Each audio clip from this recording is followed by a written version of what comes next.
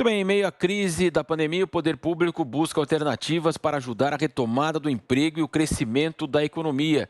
E sobre algumas dessas ações, nós vamos falar agora com o deputado federal Cristino Áureo, do Progressistas do Rio de Janeiro, que é o relator da MP do contrato de trabalho. Deputado, bom dia. É uma tentativa da uma reedição daquela carteira verde e amarela, deputado?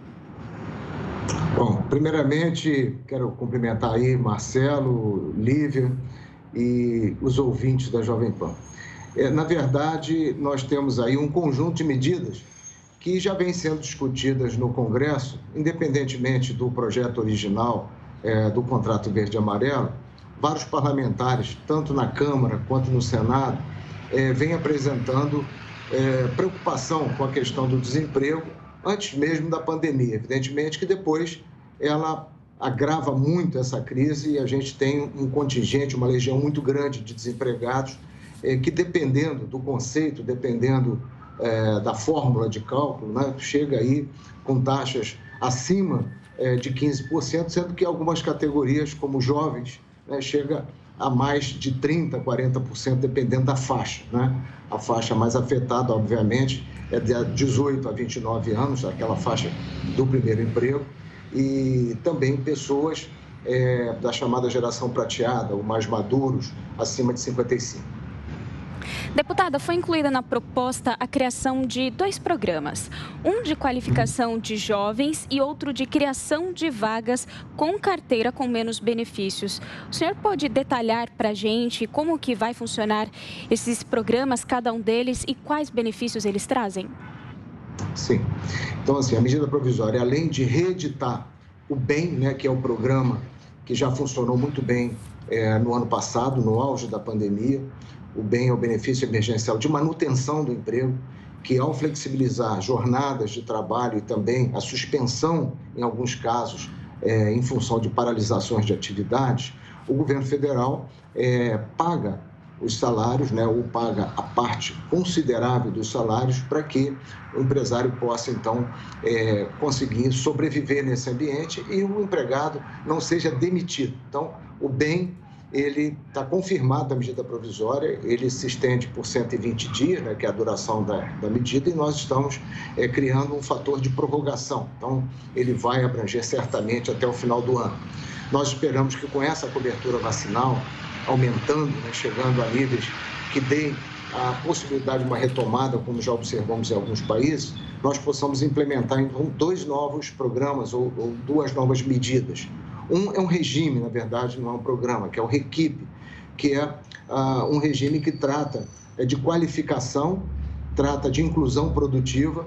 Ele é um programa que visa trazer as pessoas, principalmente aqueles de baixa renda, também nessa faixa dos 18 aos 29, mas podendo contemplar pessoas oriundas de programas sociais, aqueles que recebem Bolsa Família, aqueles que estão no Cade Único e que, ao virem para o ambiente de uma empresa ou até o ambiente de profissionais liberais, dentistas, advogados, veterinários, médicos, né, nesses consultórios, nessas clínicas, ou pessoas físicas do produtor rural, que trouxer essas pessoas, ou seja, que ofertar essa possibilidade de qualificação, essa pessoa vai ter direito a uma bolsa de qualificação que a números de hoje é de cerca de R$ 275, pago por esse ofertante, e o BIP, que é o bônus de inclusão produtiva, paga neste ano com recursos também do orçamento federal.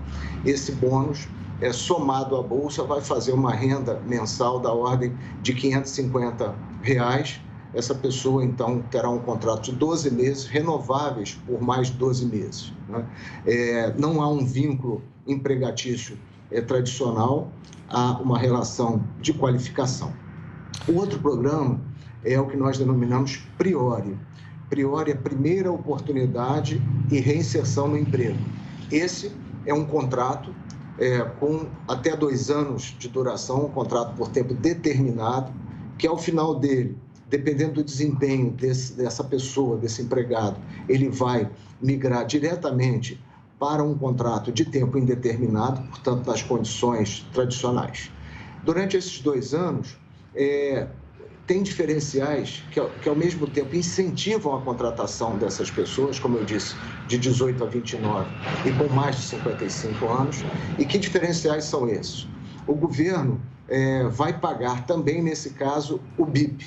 Então, o empregador, ele paga o salário base, né, o salário mínimo ou piso regional, dependendo da situação, e o governo paga também esse bônus de R$ 275, né? Ele, evidentemente, é um bônus de valor fixo, ligado ao salário mínimo, independentemente do valor que essa pessoa seja contratada. Mas o Priori abrange contratações desde um salário mínimo até 2 salários mínimos. O diferencial também, para que o empresário se sinta mais estimulado a abrir vagas e até ampliar o número de vagas, é que ele poderá, neste caso, como ele está contratando uma pessoa que está vindo da informalidade ou está vindo do REQIP, que é o regime, digamos, imediatamente abaixo nessa escala, nesses degraus, essa pessoa, do empregador, poderá também, dependendo do porte, pagar alíquotas diferenciadas de fundo de garantia. Então, uma empresa micro vai pagar 2%, vai recolher 2%, uma empresa pequena, entre 360 e 4.800, paga 4%, uma empresa com faturamento acima de 4 milhões e 800 pagará 6%, recolherá 6% do fundo de garantia. Paulo Pozonoff, nós estamos conversando com o relator da medida provisória que cria o novo programa de redução em jornada, também essa mini reforma aí trabalhista, o deputado Cristiano Áureo. Paulo. Bom dia, deputado. A gente sabe que a nossa legislação trabalhista aí, ela tem uma herança, né, getulista, uma herança fascista, e ela aposta sempre assim o Estado interferindo muito nas relações de trabalho. Ao mesmo tempo, o governo atual foi eleito com uma proposta aí, pelo menos um discurso de tornar essas relações mais livres. Existe algum esforço nesse sentido? Olha, eu acredito que todas as variações, vamos dizer, na forma de estabelecer relações de trabalho, não necessariamente de emprego, elas estão passando por um processo de revisão. Nada se faz, evidentemente, com uma ruptura absoluta. Então, eu acredito que já existe, desde 2017, quando se trabalhou a chamada reforma, né, das relações de trabalho, eu acredito que isso tenha uma escala. E, nesse momento, a proposta do REQIP, essa bolsa de qualificação, junto com o bônus, envolvendo pessoas que estão na informalidade, e a informalidade atinge de maneira mais cruel justamente as faixas da população mais carentes e principalmente as regiões metropolitanas, as periferias, eu acredito que sim, essas relações elas tendem a ser mais flexíveis e a cada momento tem-se a oportunidade de discutir no parlamento e introduzir mudanças que ao longo do tempo, seja pela velocidade com que as relações de trabalho também vêm mudando, seja porque, de fato, o custo de contratação no Brasil é muito alto, o custo de manutenção de uma pessoa no mercado formal é muito alto, e eu acredito que é, sim, o momento de aprofundarmos essas reformas.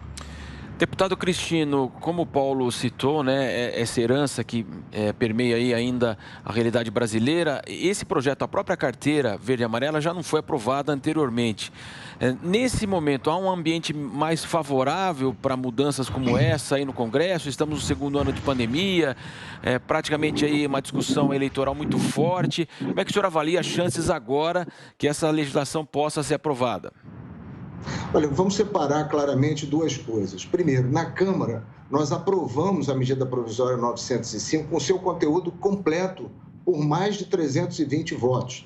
Dependendo se era mérito ou se eram destaques, nós conseguimos votação até de PEC para aprová-la.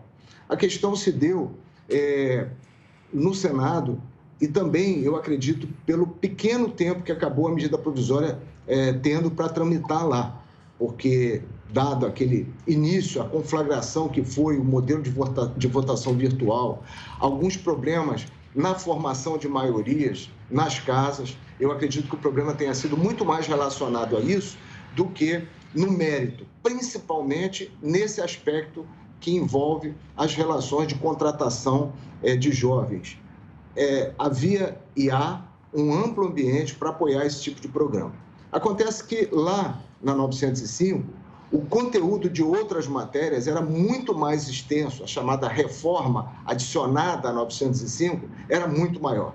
Então, eu acredito que sim, há nesse momento, primeiro, a consciência de que a crise se agravou, de que se tivéssemos aprovado aquele contrato lá, ele já estaria sendo muito utilizado e muito importante na contratação agora, na pandemia e no pós-pandemia. Então, a resposta é positiva. Eu acho que nós temos, sim, a consciência. Eu acredito muito que no início de agosto nós teremos a aprovação e com tempo suficiente de aproximadamente 30 dias para tramitar no Senado e aprovarmos e depois sancionarmos essa lei.